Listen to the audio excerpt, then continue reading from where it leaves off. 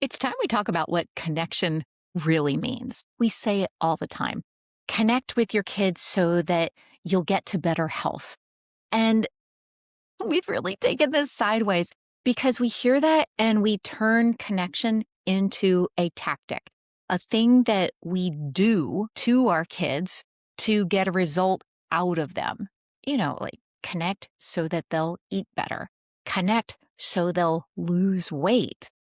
But connection was never a transaction. It's not the tool that you use to make change happen. Connection is the change. And once you get there, every door opens. Welcome to Family in Focus. I'm Dr. Wendy Schofer, the pediatrician helping parents lead meaningful change without harm. Here we focus on the connection and practical shifts that help families thrive at every size. Let's get started. Every parent nods along and says, yes, connection, relationships. Of course, this is what I want because I don't want the diets, the restriction, the shame, the food fights. I want connection.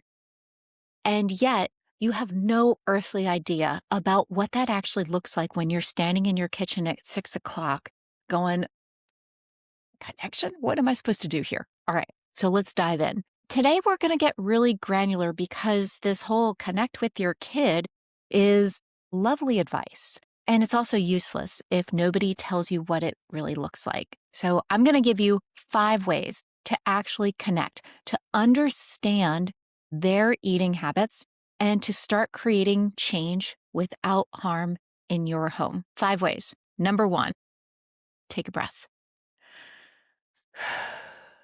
And maybe another one. There's a huge reason I always start here with the pause, with the breath, with you. Our lives are running a million miles an hour, and so much of what we do, for better or for worse, is on autopilot. The breath disrupts the autopilot. It connects with what's actually going on behind the scenes when the autopilot is turned off.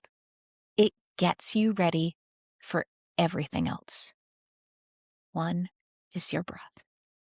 Number 2, get curious. Get curious about what's going on behind the food.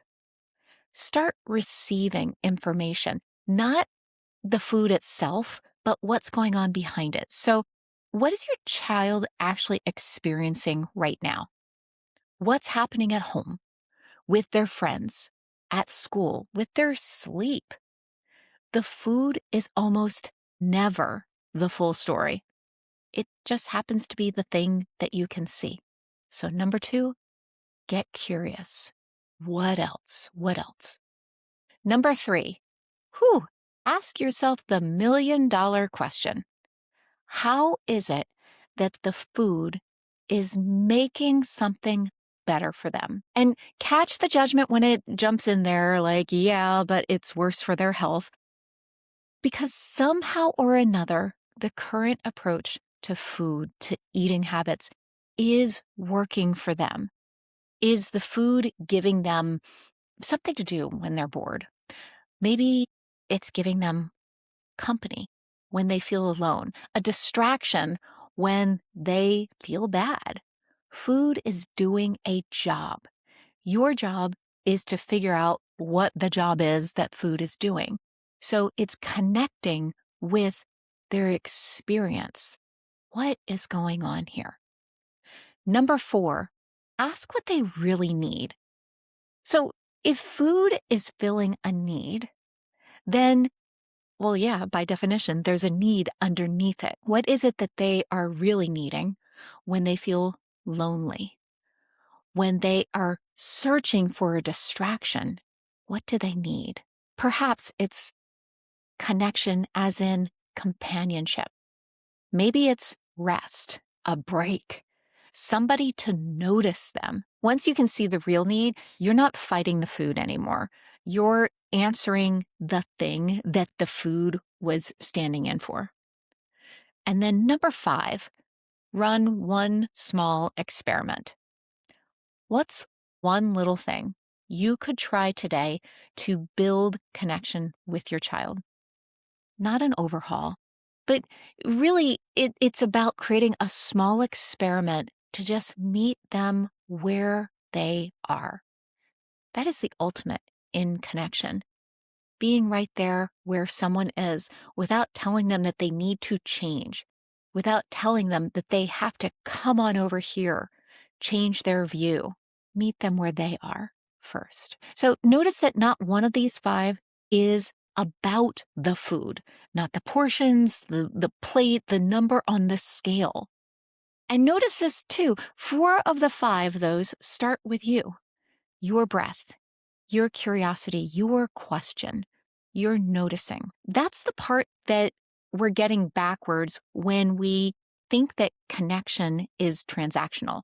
We think that connection is something we go and do to our kids to fix them. But it starts by connecting to yourself first, to your own body, to your own needs, your own relationships. You get connected, and then you start creating the change that you want in your own life, building the relationships that you want. And then you turn around and you can invite your child to come join you in it. It's a beautiful, beautiful process that is connection. So it's not a thing that you do to get a result. It's you changing and opening the door and then saying, come on, let's do this together. Whew. That's what actually opens every single door to health and to new habits and to change without harm. Your kids feel that difference. They feel it fast. It's a ripple that reaches them, not them having to change. So we keep building all of this here at Family in Focus. And if you want help doing this in your own home, that's exactly why I'm here. So check out the show notes about how to work together more in depth. And remember, while I am a doctor, I am most definitely not your doctor. So this podcast is for education, not medical advice. Take what fits, leave what doesn't, and be gentle with yourself as you lead change without harm in your family.